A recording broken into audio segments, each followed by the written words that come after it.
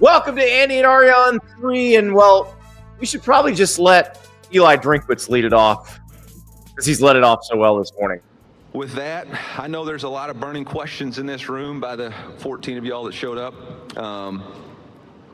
But just as a reminder, I'm not going to answer any questions about the Epstein files, whether about the radiation belt, and whether or not it was possible for Lee Harvey Oswald to get 3 shots off in 7 seconds. I don't have time to answer all those questions, but I will answer questions about Mizzou football. So Eliah Drinkwitz probably listening more to Joe Rogan than our show, but yeah. But hey, good start. That was about 10 minutes ago. He's currently talking about how I thought initially he was talking about a 30-team playoff, but he was actually talking more about a 16-team playoff with automatic bids, which his league is against, but it sounds like he might be on the Big Ten team here, and play-in games where there's like 30 teams that are kind of playing in to get into the tournament. So Tony Petitti and Eliah Drinkwitz might get along great, but I can't imagine why the coach in the SEC that might benefit from that system the most would want it. I can't imagine. It's like unbelievable because Mizzou would be like one of those teams. Like if it's the top 6, like Mizzou could be a top. All politics are local, baby. Yeah. So I love it when coaches disagree with their commissioner, but like I also don't know if like situating Mizzou is Greg Sankey's number one point. No, and Eli is in the minority among SEC coaches on this. They're pretty. And I'm assuming that the other people who agree with Eli are at programs that also could conceivably finish 6th in the SEC. Correct. Yeah. Correct. So listen, you gotta support your own organization. I don't hate it. That's the job. So you didn't play that clip because you wanted to have an in-depth discussion about the Epstein files, I assume. No, I'm going to let the other channels handle that. I think there's several cable channels that they're talking about that nonstop. What are we paid to do? We are paid to talk about college football. Oh, I think it's more. I think it's more deep than that. Oh, okay, all right. We are paid to garner YouTube views.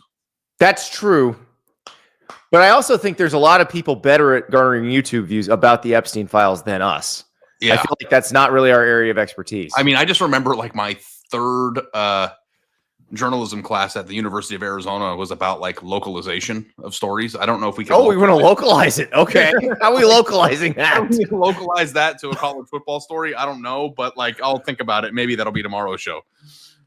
If we can, I mean, by all means, that's going to get some views. That's going to do numbers. So yeah, if you can find a college football personality in the Epstein files, then by all means, yeah. I don't know if we want to talk about that specifically, but I do think it's absurd that this is happening right during when we're supposed to be like going up. Like the college football ramp right now is kind of being derailed a little bit by other more pressing news. And well, it's like we were talking about yesterday. We talked to someone who had told us that Donald Trump had plans to do something relating to college athletics in June, and then the U.S. bombed Iran. So, yeah. But how many people get in the way? Do you think would otherwise be watching our show right now are watching something about the Epstein files instead? I don't think those people would ever watch our show. I disagree. I think everybody's interested in that. You think everybody's interested in our show? I think everybody's interested. Like, even I'm semi-interested in like what's going on with that.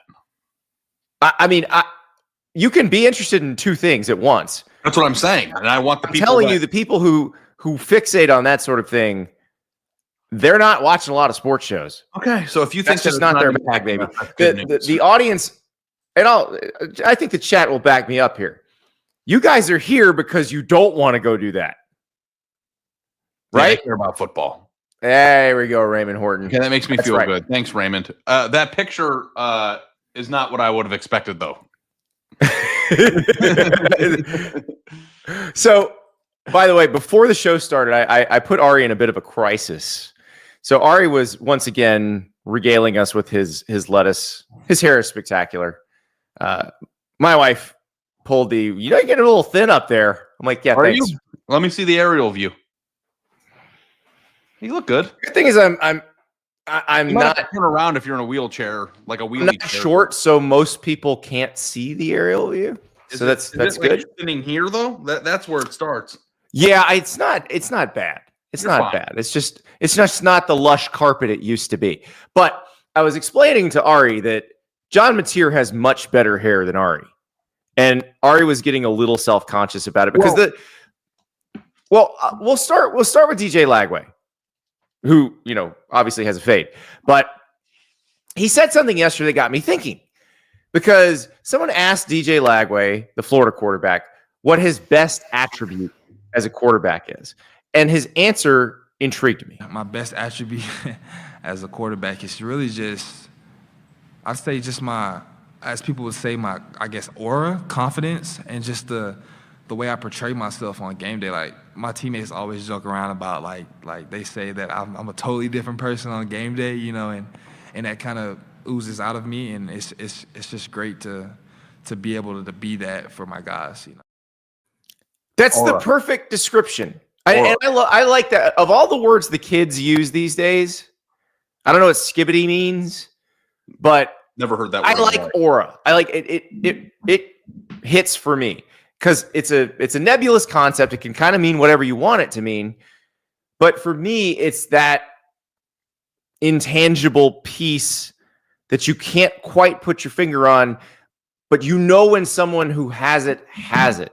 For Florida, Tim Tebow, ultimate aura guy. Yeah. Cam Newton was an ultimate aura guy. And auras can be different, but aura's aura.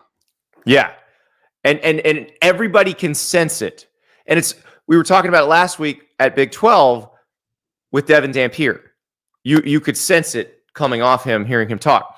So that got me thinking, the SEC is loaded with high aura quarterbacks this year. So who has the most? And obviously DJ Lagway's up there, but John Mateer was at SEC Media Days yesterday, and he's got spectacular hair and spectacular aura. And now, Ari, I want you to look upon this and shudder. I think it's shifted to a more athletic style of play, and they say there's 2 plays in each play. If the first play don't work, you got to be able to make a second play and react. And it's super important, and it adds a whole another layer to the defense, and it makes it a lot of fun for me and the rest of the offense. It's super frustrating for Coach Venables in practice too. No, I'm just kidding. But it's fun. I'm blessed to have that ability. Now look at that little bit of aura dripping off as he says that, but the hair, Ari. Mine's better. Your hair is not better than John Mateer's. Yeah, it is. No. My number one thing that I told you before we started recording, and this isn't necessarily true for his, but I hate when people conflate long hair with good hair. It's not just long, it's also good. Like, John Mateer has hair that he walks in a room and women faint strictly because of the hair. If I grew out my hair that long, I would look terrible. Jufro would not really. I don't know. I already get enough comparisons to what's the guy's name from Wolf of Wall Street and Superbad? I always forget his name. Jonah Hill. Jonah Hill. That's kind of what would happen, I think. But yeah, great hair, impeccable hair. I'm not going to shame him for that. But like the thing that I think aura consists of, Andy, is like 2 types, right? Like there's aura in a media days ballroom, and there's aura on the field. And I feel like before we go into who we think has the best aura in the SEC, who do you think has the best aura in the history of college football from the quarterback position? Because I would say it's Johnny Football. Johnny Football or Cam Newton or Tim Tebow, at least in this century. I think, and obviously I think there were guys in previous centuries that probably had equal amounts of aura. I mean, that's a lot. There's a lot of quarterbacks. How many quarterbacks could you make a highlight tape out of while on the field, but not in a play? You see what I'm saying? Like, yeah. I'm telling you, Cam fits all. He checks all these boxes too. Cam Newton does too. But you could make a 10-minute highlight video of Johnny Manziel in a football uniform on game day on the field in between the plays. And I think that to me is aura more than like who's clever, who's charismatic. Like I think that we can conflate those two things. Well, I think it's the person who teammates instantly magnetize to. Yeah. And that's why Cam is that, Johnny Football is that, Tim Tebow is that, Andrew Luck was that. Like, yeah. Phantom in the chat had a non-quarterback in there that I think needs to be in this conversation. That's Tavon Austin. Yes. I mean, Tavon Austin, I think, was responsible for the love of college football for many people today. Like, I wonder how many. Yeah, Baker Mayfield's in there. Baker Mayfield is an ultimate aura guy. Yeah. But when you look at the actual list of players this year in the SEC specifically, Ryan Williams in the SEC this year, huge aura guy. Yeah. Diego Pavia stands out to me. Diego Pavia is walking aura.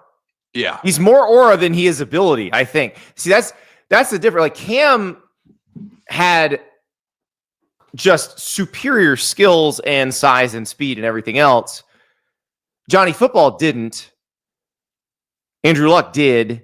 Tim Tebow was sort of a tweener on that front. Pavia is almost all aura, but it works. Yeah. Also, the question is, how much does aura replace great play? Like, does Diego Pavia's aura help Vanderbilt in ways that you can't quantify in a stat book? 100%. I agree. 100%.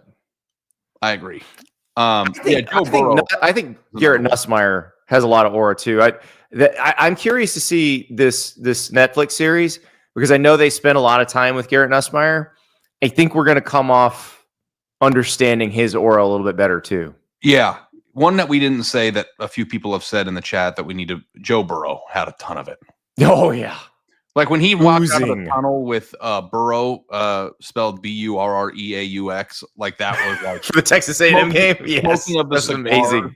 Smoking of cigar, like with his legs crossed, like that guy had it. And also too, as somebody who has known Joe Burrow since he was 16 years old, like that isn't what he was when I knew him. Like he had a personal train. Like he was. Like almost the nerd. He's got some Louisiana in him is what happened. Like he showed up, those like weird days that Ohio State does where players report to fall camp and reporters stand outside to take pictures of them. He showed up once, and it might have been a sophomore or freshman year. I can't remember, but Joe Burrow was wearing a shirt that had a wolf on it just howling at the moon. And he was just like this nerdy guy who like wanted to play Super Smash Brothers, and like people called him Joey, and like it was kind of like he was like the like nerd of the team. And then like as he got better at football and had a new scenery and got a chance to start and became one of the greatest quarterbacks in college football history, he like grew up from like a nerdy boy to like a aura filled man. And like but he was still nerdy. That's the best part is he was still that nerd. Yeah, and had all this ability. But Joe Burrow, would you think that Joe Burrow's a nerd now? Like Joe Burrow going to that like all white party for Ruben, and like his hair parted and the like outfits that he wears to games now and the glasses indoors. Like he is not the dude that like he was when he was a kid. I want to see him rock the Wolf t-shirt in an NFL. Yeah, I'm trying to see if I can find it online because like everybody was laughing at it. It was like all these guys were like walking with like designer clothes and rare Jordans and stuff, and he like got off the bus wearing a shirt that he probably found at like Spencer's in the mall. Like it was hilarious. Steve in the chat, Charlie Ward. If we're gonna go back in the day, quarterbacks, Charlie Ward had a ton of aura, and of course, let's not forget the Florida State Seminole who defined the word. Who's currently a head college football coach, Deion Sanders. Deion Sanders had maybe the most aura of any football player. Deion Sanders has so much aura that his aura changed a football program. Because like I actually think too, like, and as much respect as Deion Sanders has gotten from me as a coach the last 24 months, 12 months, like a game day on the field, well-coached team coach, his number one qualification for being a coach in general is aura. Like that's the first bullet point on his resume. Yeah. I would argue that it's interesting because I was listening to Trevor Lawrence. He was on with Pardon My Take, and he was talking about Dabo. And he's like, Dabo's not an X's and O's whiz. His specialty is motivation and team building. And I was like, maybe Dabo's got that aura too. Like, yeah, very different. Like it's a different kind, but yeah. In no way do I want to compare anyone's aura to Deion Sanders because, again, he has more than anyone. And has since he was 18 years old. You could also make the case that like Deion Sanders has more aura than anybody who's ever walked the face of the earth. Like I don't know. I don't know who else you would, I mean, like Mick Jagger. Like, seriously, that's the realm we're in here. In order to have aura, does that mean you have to be cool? You are cool because of the aura that you give off. Is there possible for somebody just to have aura but not be considered cool? Like Stephen Hawking or something? I don't know. Like, I don't. Yeah, I mean, did Stephen Hawking have aura? I don't know. I don't want to get back into the beginning of the show, but like, it is a. Yeah, exactly. Yeah, but like, let me ask you this, and this is not political. Okay, please don't take it this way. Okay, Donald Trump. Does he have more aura than Deion Sanders? He probably. I think Deion could get elected president. You have a Trump picture is ready to go. That's look at River. River's not playing. We did talk about an executive order involving college sports yesterday, so he had the Trump B-roll ready. But Condoleezza Rice, go. But no, I'm with you, and it's not political. I'm not making this political, but you read up on how presidential elections have worked in the television era. It is. Or since the dawn of television. Like, it is how those candidates make you feel. It is much less about what they say and much more about how they make you feel. So Donald Trump, I think Bill Clinton, Ronald Reagan, they all like Bill Clinton had that aura. Category. Yeah, I mean, Bill Clinton had it. All these names that are popping up on the show organically after the beginning of the show is amusing me, just so you know. Oh, yeah. So if we're going to rank them in the SEC... Ari's like, how did Stephen Hawking and Bill Clinton come up naturally conversation that quickly? Explain that to me. That came up. They came up naturally in the show. Like, that wasn't forced. It did. We didn't force that. Yeah, Eric in the chat. Bill Clinton and Barack Obama had aura. Tremendous aura. Barack Obama had aura. Yeah. We're spreading it around the political parties. It's not unique to one party. It's Trump. I mean, if we're going to say candidates have won presidential elections because of aura. Right. Trump, Obama, Clinton, Reagan, all the above, all aura. So big aura guys. In the SEC, though, DJ Lagway says his best attribute. I tend to agree with that. He has a big skill set, but I tend to agree with him saying that aura is his best attribute. Mateer definitely seems to have it. Here's one we haven't mentioned yet. You ready? I know who you're going to say. Austin Simmons. Oh, okay. That's not who I thought you were going to say. So there's a two-prong approach to this now because we know who has it. The second part now is who do we not know has it, who will if they're good. Like, yeah, Bo Prabula. Because LaNorris Sellers we haven't mentioned. Like, LaNorris Sellers has aura. There's no question. I mean, he raises the level of play for LaNorris Sellers is, and I'm sure that Arch Manning does too. Like, but I was waiting to get to Arch because we got 10 minutes into this conversation, haven't talked to Arch. Arch might have Sigma Chi aura, but I'm very like curious, like in a good game, if he breaks off a big run that like helps Texas win or something, like how like because he has kind of got dog in him that I don't think people realize, right? He's been so hidden and off behind the scenes that like, but you can kind of feel it simmering under the surface, even when you hear him in the very limited times we've heard him talk. Because Arch Manning, I'm assuming is aware of a lot of the people who are overly negative about the prospect of him being great. Could you imagine if he was just lurking in the shadows for 2 years, didn't do very many interviews as a recruit, and kind of like allowed the hype to surround him without really like reveling in it? Because there are so many recruits who like lean into that hype and monetize it and try their best to like get as many followers. Like Ryder Lyons, for instance, is somebody who is like got a huge following online 5-star kid who everybody loves, and he's like milking that, and rightfully so.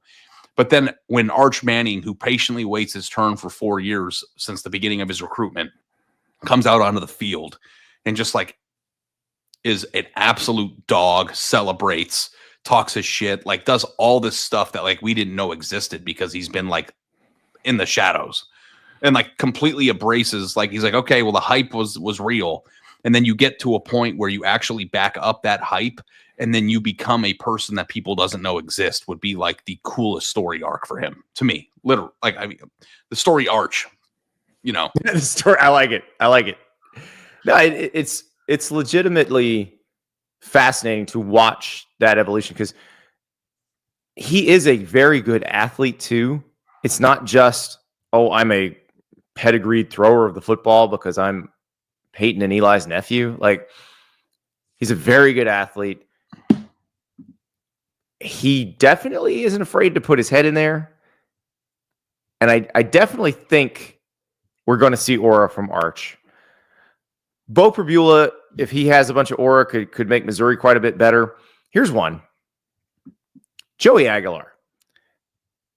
If Joey Aguilar, and he displayed, hints of aura at Appalachian State. If he came in and was just Mr. Aura at Tennessee, now we haven't seen much of him.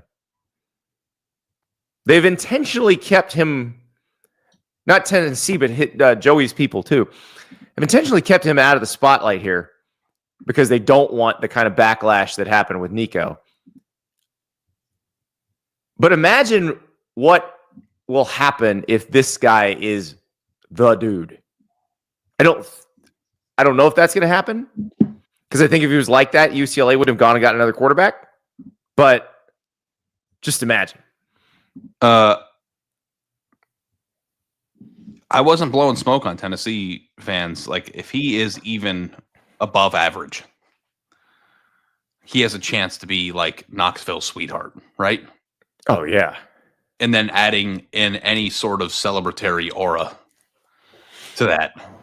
Could you imagine like Neyland, if he just like threw for like 380 yards in a big game and like was like doing like the money sign with his fingers? And they played Georgia week 3. Oh, I mean, like, what if Tennessee, just come off to me into fantasy land? Don't shake your head, River. And let's like picture a world. River wants to imagine this, so it's okay. Where Tennessee is in a tie game with Georgia at home as an undefeated team in week 3. And Joey Aguilar makes a big boy down the field throw that sets up like a game-winning field goal, and he like runs down the field with his arms waving and like acts like that. Would that be a top, like, River knows these more than I do, would that be a top 10, top 5, top 1 moment in Tennessee football, like recent history? Yes. Yes. Like, you know what I mean? Like, no question whatsoever. None. I mean, Georgia is like Heupel's biggest enemy right now. Kryptonite, yes. And if he did that and that happened, Georgia's everyone's kryptonite, to be honest. I may not be available for that Saturday night reaction show if that happens. Yeah. I may be in Knoxville. Andy, can we like give him a deal right now where like if Tennessee wins that game, he can get that night off, or does that just like? Yes, he's off. All right, River, if Tennessee beats Georgia, you're off.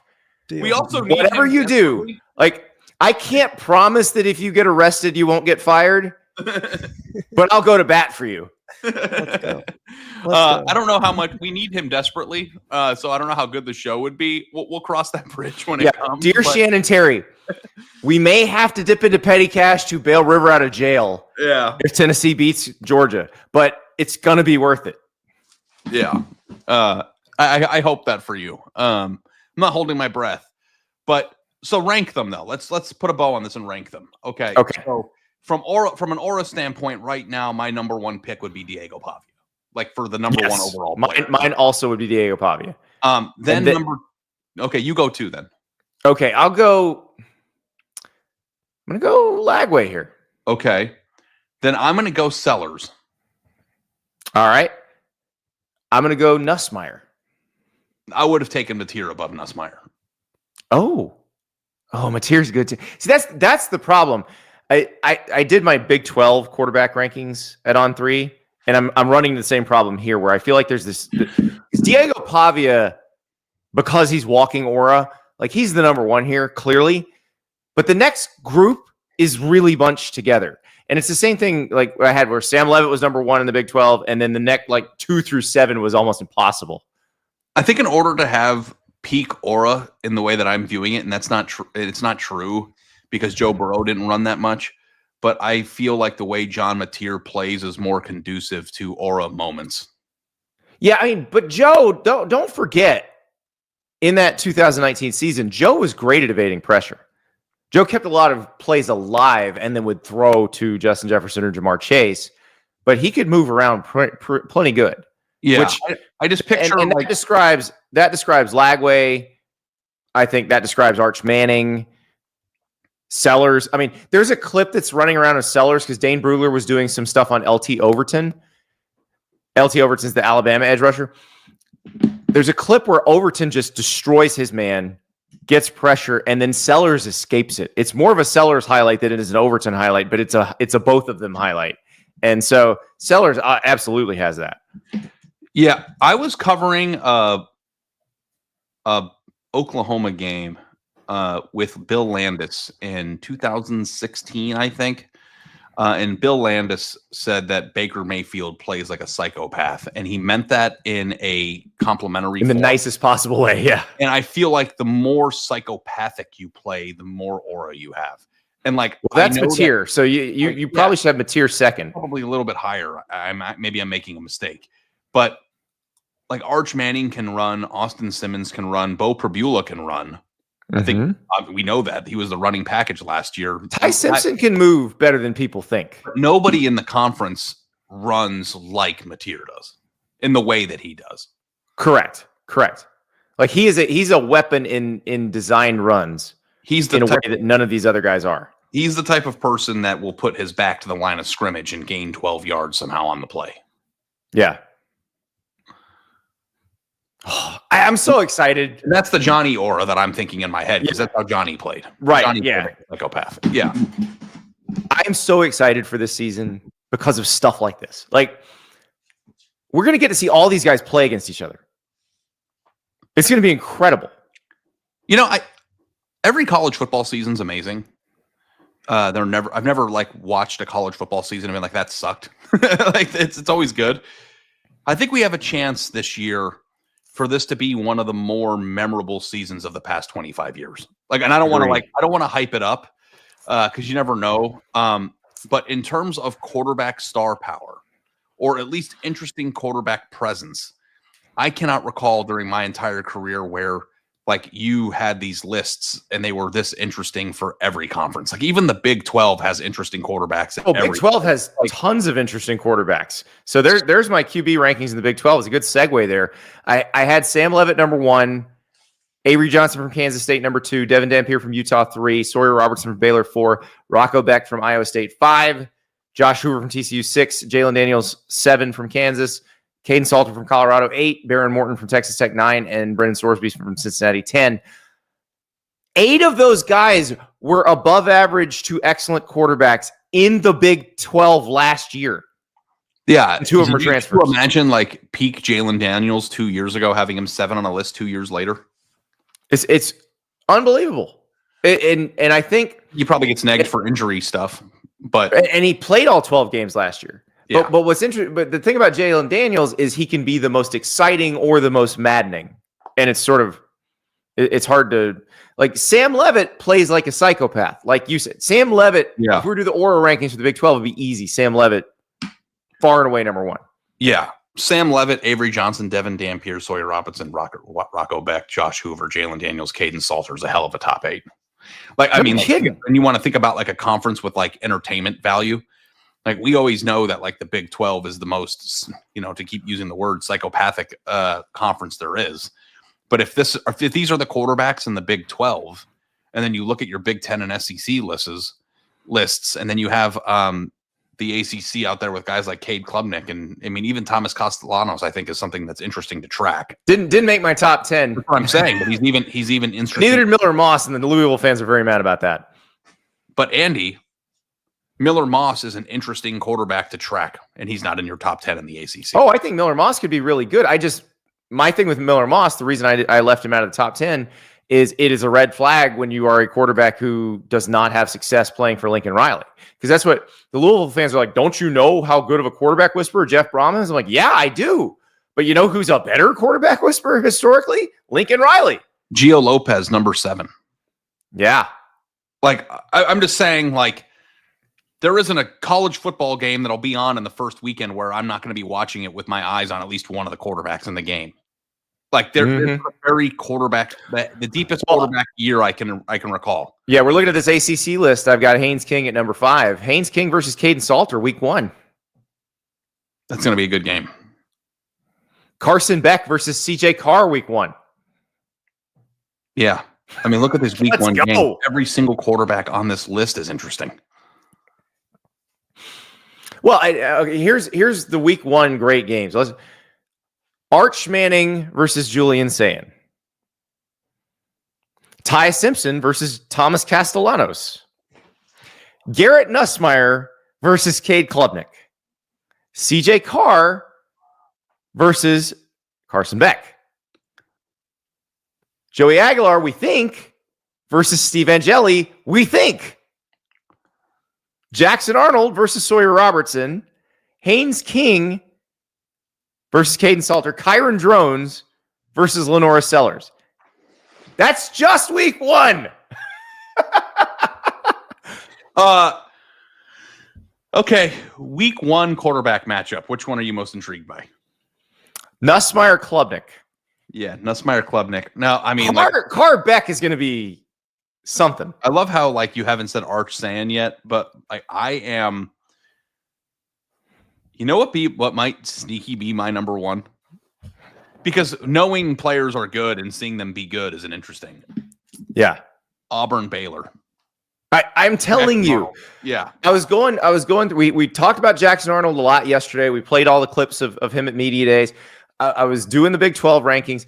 So Sawyer Robertson, really interesting year last year. Obviously, he was on Baylor's roster, but the expectation was initially that Daquan Finn would be the starter, the transfer from Toledo. Sawyer Robertson won that job. Pretty good through Baylor's first 6 games, 7.4 yards per attempt, 12 TD passes, 5 picks. Baylor went 2-4 in those first 6 games. In Baylor's final 7 games, Robertson averaged 8.9 yards per attempt and threw 19 touchdown passes with 5 interceptions. And Baylor went 6-1. So that's a man who got comfortable in his. Look at the aura in that picture right there.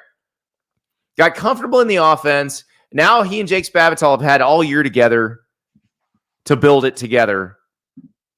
Man, I might have him too low. Yeah. Dave Aranda's high on him too. Mm-hmm. He's high on him. Boy. Yeah. Every single quarterback in every single one of these teams is an interesting storyline. Obviously, Arch Julian Sands probably number 1 just because, you know, you want to see him. Relatively unknown players who are 5 stars playing at big time programs that expect to compete for the national title. But, you know, as you look around, I think it's a virtual guarantee that you're going to have 3 teams, not 1, 3 teams come out of nowhere because their quarterback's awesome in the playoff race this year. Like last year, who were the come out of nowhere teams? BYU, Sam Leavitt, and Arizona State. And there's one more in there. I can't remember. Well, SMU had Kevin Jennings. South Carolina was probably one. Yeah. But SMU, like there's going to be a lot of teams that we haven't spoken a lot about this year, this offseason, that are in the playoff hunt that we didn't. Because you know what? There's so many options. It's hard to pick which one's going to be the winning ticket. It's going to be amazing. I cannot wait. I can't wait. We got the ACC QB rankings up. I have Gio Lopez there at 7. He's the South Alabama transfer who's going to North Carolina. The Tar Heels also in the news for other reasons. 4-star safety Jacob Weatherspoon, class of 26, was committed to Ohio State. He's from Ohio. He flipped to North Carolina yesterday. Ari, this was not one of those cases where Ohio State said, no, we're good, you can go. They wanted him. Now, there's some stuff with his recruitment where he took a trip to Penn State and he took a trip to North Carolina, and it wasn't, it wasn't as forthcoming as usual. But this is pretty big. This is the first Bill Belichick flipping somebody from a superpower, and the superpower wanted them. Yeah. I think during the entire Urban Meyer era, you could count on one or two hands how many players with legit Ohio State offers in the state of Ohio went to another school. Jackson Carman to Clemson. That was one. There was another lineman from Cincinnati that went to Notre Dame. Tommy Kramer. Remember him? Tommy Kramer, yeah. I can't remember all of them. Yeah, I can't remember all of them. Mac Brown got a linebacker in 10 years to come to Texas, but that was in the Tressel era, right? Yeah, but that was the first big deal, and I can't remember that kid's name. I have no memory. Dallas, was it something Dallas? I can't remember. I believe his last name was Hicks. Oh, yes. Jordan Hicks. Yes. There you go. I don't know that this is obviously one of them because it happens very few. I don't follow Ohio State recruiting as closely as I used to as a beat writer, so I can't speak as fact. But I think it's been rare for Ryan Day to lose people in Ohio. Now, I think that this might be the most important piece of UNC's class, and I think this might have been a bottom half important piece for Ohio State's class. This isn't like losing Jackson Carman. This is this is the point of this. This is what I think makes this interesting, because I was reading, on Letterman Row or Ohio State Cited on 3. I was reading the message boards and people saying, "Oh, we gotta be serious about NIL." This isn't a case of Ohio State not being serious about NIL. Ohio State's been willing to spend money. And I've said this all along. Even if there's no cap, everyone has a budget. Right. Even Ohio State, even Texas, even Oregon, everyone has a budget. And your best current players are going to get the most money. Your highest profile recruits, or the ones you have decided are your most valuable recruits, are going to get the most. And then the ones that aren't as valuable, you are not going to give them as much. Someone else may find them more valuable than you do.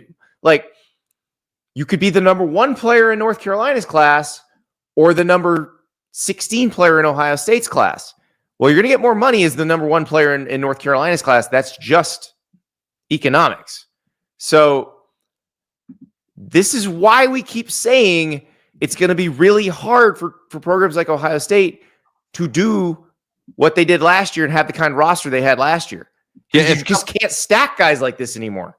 If somebody thinks that the 13th best player in Ohio State's class or the 9th best player in Ohio State's class should be the number 1 player in their class, and are willing to overspend or spend more than Ohio State's willing to allocate to the 9th best player, that's why it's impossible to do what you used to do, which is reiterating what you just said. But that's and also too, if Ohio State thinks that he's the 8th best player or the 8th or 9th most important player in their class, and North Carolina thinks they're number 1, this also comes down to your Pittsburgh Pirates stuff, which is who evaluated that player better. Mm-hmm. Yep. Now, Pittsburgh Pirates, bad example, because Paul Skeens has an ERA of 1.98 and he's 4-8. No, so, I just mean that the Pittsburgh Pirates with savvy moves can win some money versus no money, which is what they had before. Mac Brown, I think, said what their budget was for players last year. I want to say it was $3.5 million. We know, because we've seen Bill Belichick's contract, that they have, $12 million? Mm-hmm. In rev share money. That doesn't even count NIL. So North Carolina has a lot more to spend than they ever had before.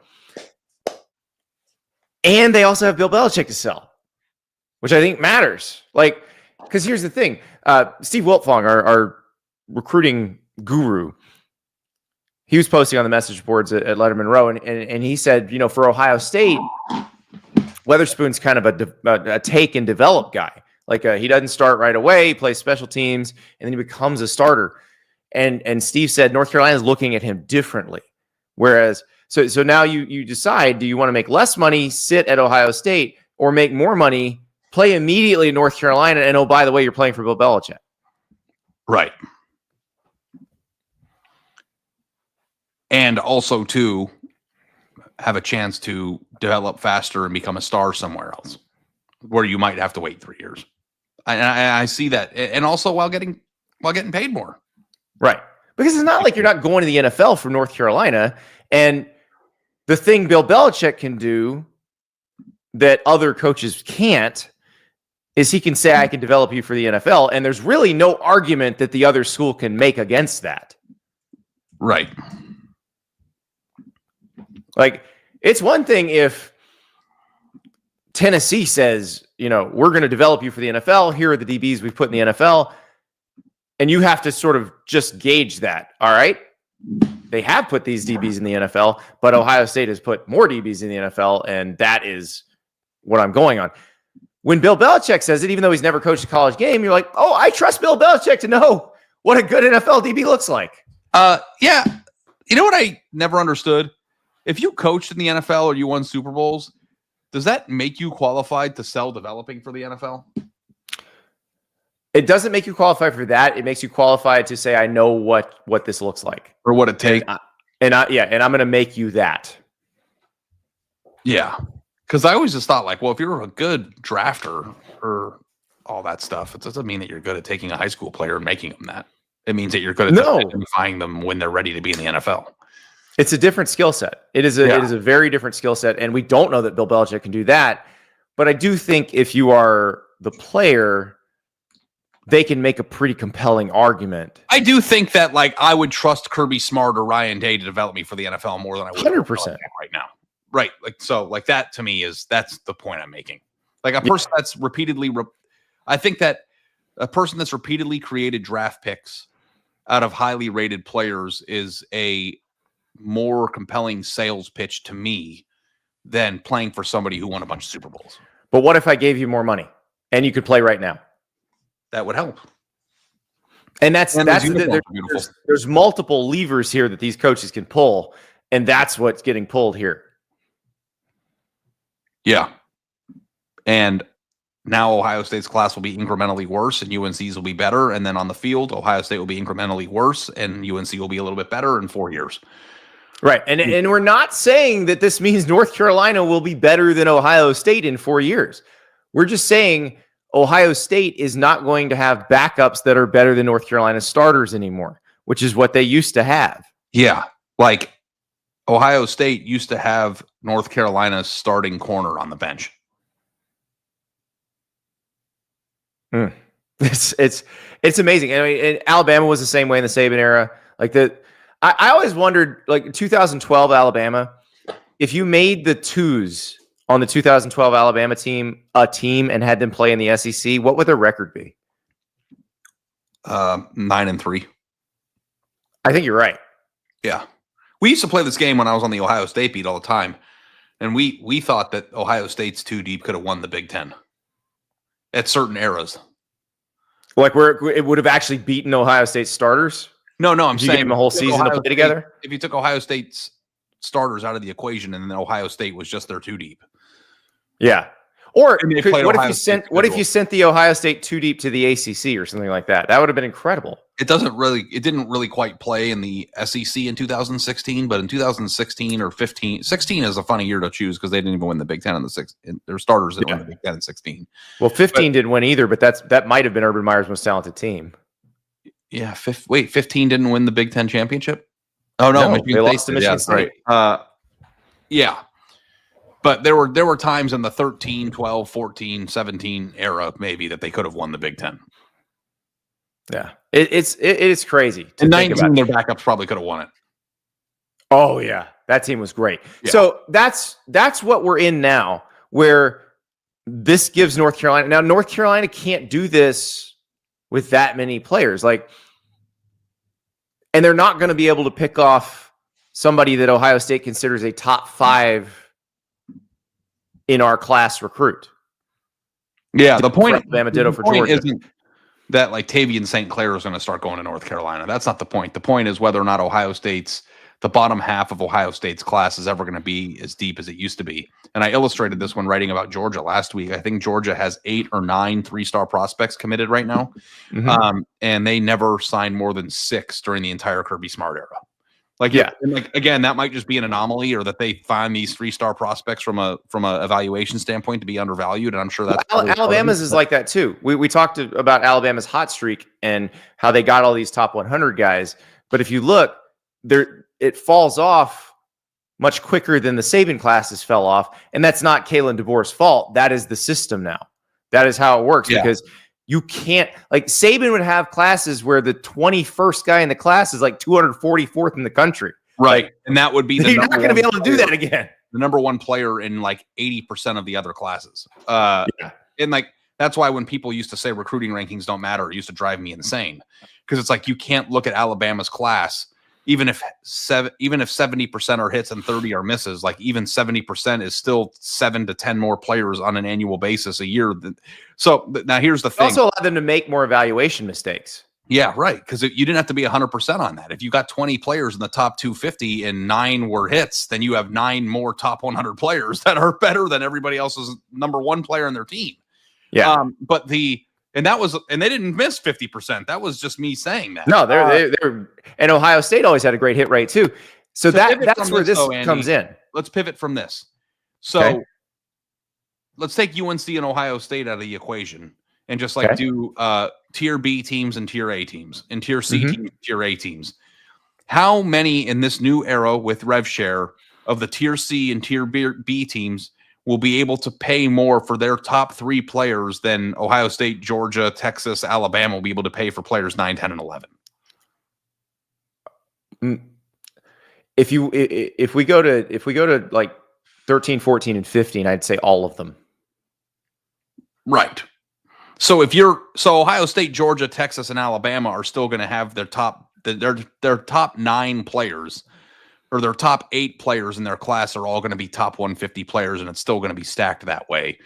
But now Mississippi is going to have 3 top 200 players that they wouldn't have otherwise had. And North Carolina is going to, and Miami, and all these different, and like tier B is not an insult. These aren't bad. Yeah, these aren't bad programs. These are tier C pretty programs, wealthy, good programs. Yeah. Is Arizona State going to be able to pay their top 5 players more than Georgia, Alabama, and Ohio State are going to be able to pay their 8 through 11 or 8 through 13? So I would say 16 through 25 of the old Nick Saban classes, of the old Urban Meyer classes, they're not going to Alabama or Ohio State anymore. And 16 through 25 was a lot of NFL draft picks, guys.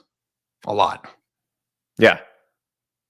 And if you made a mistake in the superpower class, 16 through 25 is a lot of times where your starter came from, because maybe the guy you took that was the number 8 guy in your class was not that good. So you can't make as many mistakes. So this is fascinating to me. Yeah, this is really interesting. I do. Yeah, because then even your top 8, the onus on you, being right. Okay, I'm looking at Ohio State's 2017 class for reference. Yeah, so this is an Urban Meyer class. This is really the last full cycle Urban Meyer class. And the 17th rated player in that class was an offensive tackle named Thayer Munford, who was drafted. Yeah, very good starter for Ohio State. Yeah. So this is where it gets really interesting, and this is what the economists told us would happen if you started paying the players. That's why I always laugh when people are like, well, the rich are just going to get richer. No, they're not, because that's not how the world works. Yeah. So we'll see, because, we always said North Carolina is a sleeping giant. But here's the other piece of this, to bring it back to North Carolina, Ari. Pre-NIL or early NIL, Mac Brown was getting some 5-star players. Trayvon Grimes. He was a 5-star corner, and that didn't. I think he's still in college somewhere, right? Not Trayvon Grimes. Not Trayvon Grimes. Trayvon Grimes played at Ohio State and Florida. Sorry, we're talking about Ohio. We're talking about Storm Duck. There's the defensive tackle who's gone to Kentucky and now is at USC. Grimes. That didn't quite pan out. Tony Grimes. Tony Grimes is a 5-star. Tony Grimes was the DB. He went to A&M. You know where he is now? Let's play a game. You know where he is now? Is he at West Virginia? Nope. It's fun. Oh. It's a fun place. Where is UNLV? He? Oh, he's at UNLV. Oh, he's with Dan Mullen and was it Calandria from Virginia? He's from Virginia. And Alex Orji? Tony Grimes is from Virginia Beach. And he's a DB at UNLV. And that's like a guy that like the internet broke the day that North Carolina got him. Now, here's the thing. He didn't wind up being as good as he was hyped to be. Right. But, still a toolsy player in a... North Carolina was in the mix for some players like that in the Mac Brown era. That stopped as the NIL era progressed, and North Carolina did not have the money to compete for those players. Now North Carolina does have the money, as do every other school, because they got $20.5 million at least that's getting split among all their sports. So for football, most of those schools were talking 12 or 13 million. I came in today needing a column. Is this the column? Do I just reiterate the same point? I think it's a very interesting column. I think it because it's Ohio State, because it's Bill Belichick, because it's an Ohio player flipping away from Ohio State. It has all of the elements. So you can read that at On3 at some point. If you watch this video, Thursday or Friday, And for those who don't listen to the podcast, you'll have a nice little thing. And thank you to Andy Staples for helping me figure out an idea. That's just so you know, that's my content plan. When do you usually write? I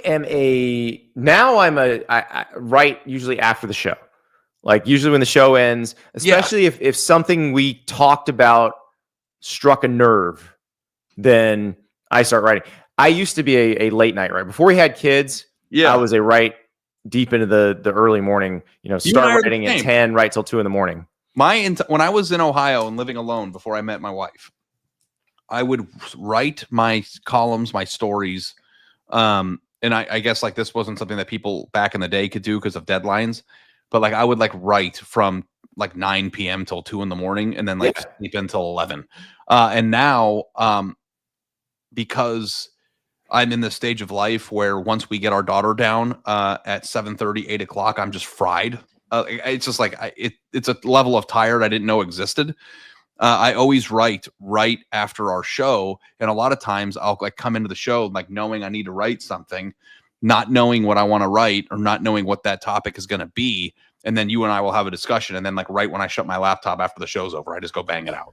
Well, and if you do it right afterward, right when you've gotten the spark of inspiration, so fresh, you actually go faster, but the column still turns out better, if that makes sense. And it's interesting talking to people who hate writing, who struggle to write something, or if they have to do it, they just dread it.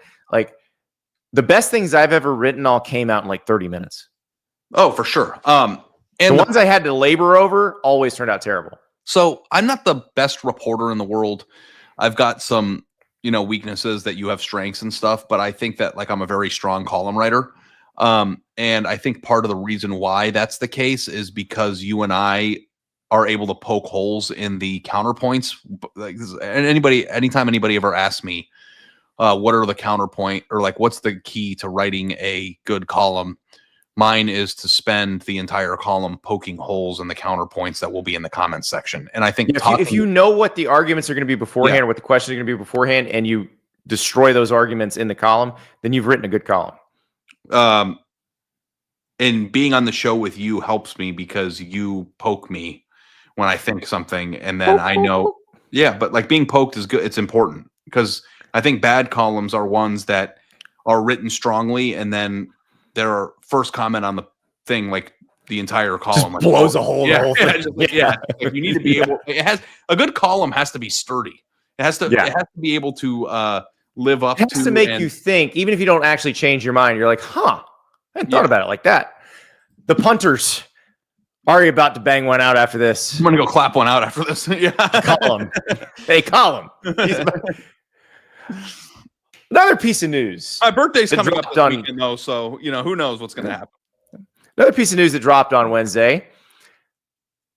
Well, we talked about Nick Saban, maybe coming back to coaching, maybe not. But right now he's at College Game Day and doing very well at College Game Day.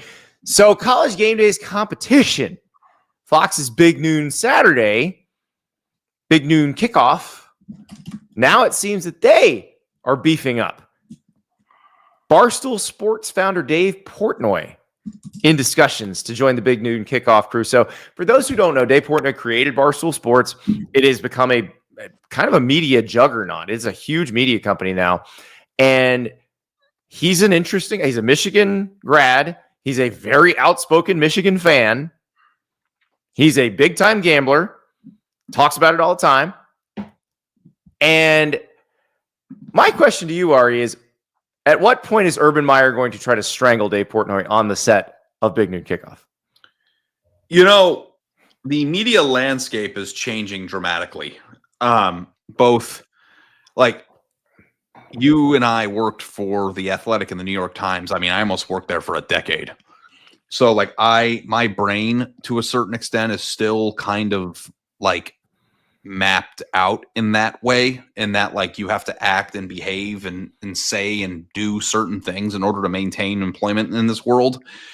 And, like, now that this is happening, it's like you don't have to have a standard of anything anymore in terms of, like, what your past is. Like, Dave Portnoy has said many things in the past that would have gotten me dismissed or fired from The Athletic. Well, he said things that would have gotten him canceled if he didn't own the company. Right. And, like, that isn't a disqualifying factor in hiring an on-air college football personality anymore. Like it's just the landscape. And I'm not this saying is that clearly their attempt to counter program Pat McAfee. And here's the thing. I'll tell you this as someone who came from the writing world. We're trying to make it in this YouTube world. You have to say interesting things. You just do. Like, you can't get up there and say boring stuff. He doesn't say boring stuff. Like, they are hiring him to say interesting things, and that's going to piss some people off. Well, the thing that's interesting about the comparison between Noon and Game Day is, like, people have gotten upset repeatedly, and maybe I have Ohio State brain, but people in Columbus and people in general don't like Desmond Howard because he picks Michigan every week and never says anything bad about them. And it's almost like, and like Kirk Herbstreit, to his credit, having played at Ohio State, has done his best to separate himself from that bias. Now we're at a point where you don't have to anymore. Like you can hire somebody to come on to the show who, I mean, Dave Portnoy is a media mogul and has made millions and millions of dollars doing it his way. Is helping either helping fund Michigan NIL deals or connect the funding. Like, he was involved in the Bryce Underwood deal. But he also too isn't a college football expert. Like, no, and does not purport to be either. And, like, you could say what you want about McAfee, but, like, McAfee played college football. Like, he at least has, like, a college football connection. Like, Dave Portnoy's connection to college football is he went to Michigan as a Michigan fan. But, like, I don't know that he, like, spends a lot of time, like, analyzing the game. So it'll be very interesting if this comes through, like, if he's just going to be the clown of the show, or if, like, he's going to take it seriously and try to, like, immerse himself in actual college ball and talk about it in a professional. Well, I think he's getting hired to say outrageous things. And if Urban Meyer tries to choke him on air, that'll be good television. I mean, yeah. I think Dave would tell you that. Yeah, I mean, also, like, Bruce is going to be involved with this guy too. So, our guy Bruce Feldman. That's a interesting. Bruce plays it down the middle at all times, though. You don't have to worry about Bruce. I'm saying, like, Bruce Feldman, like, when you think about, like, Urban Meyer, Bruce Feldman, and Dave Portnoy, that's a wide range of personalities. Yeah, it's going to be interesting. I don't know if it's going to change that viewership fundamentally, but the other part of it is, and I think this may be the bigger piece of the deal, is you saw that FS1 canceled a bunch of their shows. It sounds like some of the Barstool shows are going to go on to FS1. So, like, our friends at Pardon My Take are probably going to get, basically just rebroadcast on linear television, which they don't need that because they've already got the biggest podcast in the world. But it's good for them. I'm glad because they got done dirty by ESPN, if you don't remember that story. And somebody in the chat here just said, too, that, like, I wonder how many Barstool or Stoolers, whatever they're called, will now watch Big Noon as a result of their fandom of the Stoolies. Yeah, I mean, yeah, it's and it's part of this is is doing what they did with McAfee, what ESPN did with McAfee. Because McAfee reached a different audience. McAfee reached this audience that we're trying to reach here on YouTube, which is that's where the bulk of your audience is going to come from in the future. Like, Ari, what's the biggest streaming service? Netflix, right? YouTube. It's YouTube. It's not even close. I thought you meant like the actual like pay streaming. Yeah. Okay. No, yeah. I know, but that's the thing is it's kind of the same thing. But like, there's going to be an NFL game outside the paywall on YouTube this year. Yeah, YouTube is an absolute monster for sure. Yeah, but it's a democratic monster because if you don't it's up to you to develop your own audience. You will either develop an audience or you won't. And McAfee developed an audience. The Barstool shows developed an audience. Like, that's why these big networks are now going, because the networks know like their business model is dying. But did and maybe the answer to this is yes, I don't know, but did College Game Day get a boost in ratings as a result of Pat McAfee show fans watching College Game Day? I don't know that it got a boost. I think their ratings have slightly improved, but you probably give Saban a lot of credit for that too. Yeah, I'm just saying. I don't know. Like, the show had gotten incredibly stale, and it's less stale with Pat. I feel like if you are a Pardon My Take listener, you're not going to just go make a point to watch Big Noon Kickoff now. Big Noon. Yeah, I don't. That's interesting. I want to see what the dynamic is here. But my guess is Dave is supposed to say outrageous things. Like, that's the Dave whole is funny. Like, object. he's a funny dude. Like, I think that, like, I mean, I'm not saying I like or dislike the hire. I'm just making a point that, like, we are now putting people on stage in a show, like, because, like, you remember what Big Noon's first angle was? Oh yeah, like, we're all ball. We're all ball, and we're gonna break down plays with coaches with the whiteboard, and we're gonna be really, really like meticulous about explaining football. Yeah, let's just explain to the folks how that works. Everybody thinks, and news consumption is like this too. Back in the day, if you asked people what their ideal news show was, they would describe the News Hour on PBS. And yet that wasn't the highest rated by any stretch, because that's not actually what they wanted. They said it's what they wanted, but it's not actually what they wanted. Everybody always talks about, I want deep inside football talk. No, you don't. Because that Edge NFL matchup show would be the highest rated show on television if you actually wanted that. Yeah. Like the old Ron Jaworski breaking down plays, like, that's not what people actually want. People want to be entertained. They want something funny. My take on like X's and O's stuff is that they're interesting and they're important. But if I don't understand them myself, then the people who read my stuff don't care to understand it. Because like we've tried in the past, even at the Athletic and stuff, like X's and O's breakdowns, and they do okay. But like there's no evidence that I've ever seen that people at large, like more people will read a story about the drama of something than they will the explanation of why the play. There's a niche audience that loves the X's and O's. Yeah. Loves it. But it's not a general audience. If you want to reach a general audience, you got to reach them with humor, emotion, drama, scandal. That's what everybody wants to see. Yeah. Britt and I started a new show last night with some drama. I don't know if you're watching Bachelor in Paradise. It's been pretty good for drama. I hope so. That's the entire point of it. It's an electric show. My kids were asking me about what shows you and your wife watch, and I was like, not anything that your parents watch. No, we watch all the shows. Our like relaxation, like every. What's the Mormon one that you've been watching? Oh, The Secret Lives of Mormon Wives. That one's done though. We got to wait till the next season. But like we watch trash TV, but we also watch series. Like we watch. We've watched every good drama series that exists. That's true. You do. Your scripted tastes are very good. I can't do the reality stuff. But there's two types of vibes at night in our bedroom. Well, sometimes there's a third. I'm going to back away and let you go. Sometimes there's a third vibe, but the television vibes of we want to put our phones down, lock in, lay down together, and watch something dramatic that you can't like. And then also too, there's the vibe of today was a really long day. I'm exhausted. I just want to scroll Instagram reels and watch something that you don't have to pay attention to. because like you can watch Bachelor in Paradise and keep up while also like looking at like football cards on eBay. True. It requires no brain power. Like if you want to shut your brain off, the trash television is good for that. And if you want to really get into, but like we also just started Severance last night because everybody's obsessed with Severance, and my wife and I are not very big sci-fi people, but we're giving it a shot. So my wife gave up on Severance. I'm gonna have to soldier on by myself. You think it's really good? Everybody's like, this is the best show. I've enjoyed it. I've enjoyed it. I'm still in the middle of season 1. I've enjoyed it so far. It's a long hallway. I'll give you that. All right, we got one more thing because I couldn't stop laughing when I saw this from Dabo Swinney's press conference this week.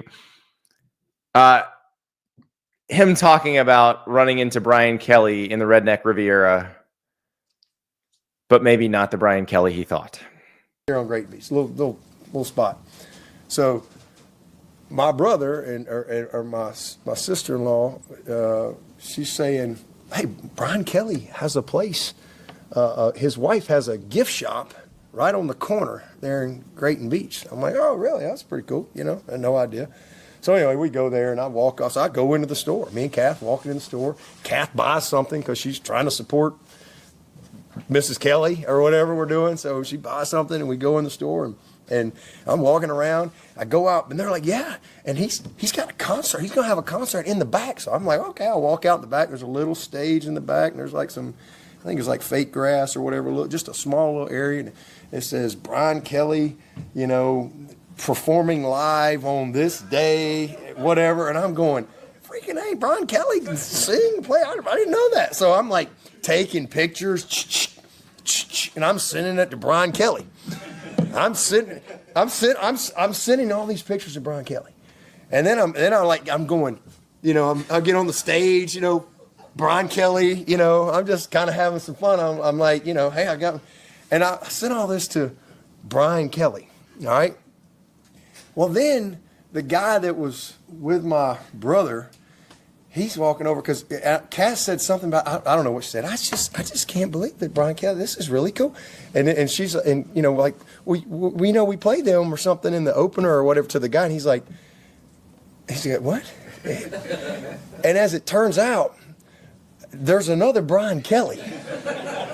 And he's like, what's the band? Anybody know? It's something Florida Georgia Line or something. I think it's called Florida Georgia Line or Georgia Florida Line Band. Florida Georgia Line Band, and he's like a lead singer or something. And I've even heard their songs, but I don't know all these people's names. But I have no clue. So now Kath goes, "Babe, it's Brian Kelly's a singer with Florida Georgia Line." And I went, "What? I've been fired all these pictures off to Brian Kelly. He's over there probably going, what the hell? This is an idiot. What is this dude doing?" So anyway, good spirit. He doesn't know this. He'll know this now. But I was going to wait and tell him this when we got to, midfield or whatever. But this will save me we can just laugh about it. So I'm thinking this is like the Brian Kelly. I'm like, wow, he's going to perform live, a small crowd. His wife's got a shop. And so finally he sends me a text. He's like, "Yeah," he's like, "Man, that was great." He said, "Yeah, you just can't get away from Brian Kelly or something like that." I'm sure he was like, I have no idea what the context of this is, but anyway, and then I realized that it wasn't him. I'm like, oh my God. So anyway, we'll have a laugh over that. It's so on brand that Dabo does not know who Florida Georgia Line is. Like you don't know who anybody is, and you know Florida Georgia Line, right? I've heard of the band name, but if you would have, my life depended on naming the lead singer's name, I would never be able to. I didn't know the guy's names either. Yeah. They apparently broke up because of political differences. Oh. We'll never do that, Ari. You and I are never breaking up because of political differences. Yeah. I was trying to come up with a clever joke there. I couldn't come up with one. So sorry about that. but it is so on brand that Dabo Swinney does not even know who Florida Georgia. Like the big joker on Clemson's football program is Dabo Swinney's musical taste sort of end in 1993. That's just getting older though. Everyone's kind of like that. My musical taste ended in 2011. But they still went to 2011. I know, but I'm younger than him. Well, I just can you imagine Brian Kelly, the LSU coach, getting all these texts like, what is this maniac doing? I have to play him week 1? Yeah. Also, too, somebody in the chat here, Eric D. Dabo is confident in his team. Look at his mannerisms. It's like you kind of get I was kind of feeling the same way, too, of like, I don't know that I'd be joking with my week one opponent like that in a way. It's a very good team, by the way. I wasn't like feeling good about what I have on my sideline. So that's going to be you know why? Because Dabo oozes aura. That's why. This is aura. Like this, you know, whatever that. He always does this with his hands, you know. And by the way, you know, I'll tell you what. Oh, tremendous. Hey, dear Andy, dear Ari, tomorrow, get your questions in. Andy_Staples on social media. At Ari Wasserman on social media. Andy Staples on3@gmail.com. Ari.Wasserman@on3.com. Send in those emails. We already got some really good questions. I'm going to have a hard time picking them this week. I can tell you right now. But if you have a burning question, fire it in there. We definitely need you to help guide us because you are the best looking, smartest, most engaging, dare I say, listeners/viewers who have the most aura of anyone in all of podcast/YouTube land. We'll talk to you tomorrow.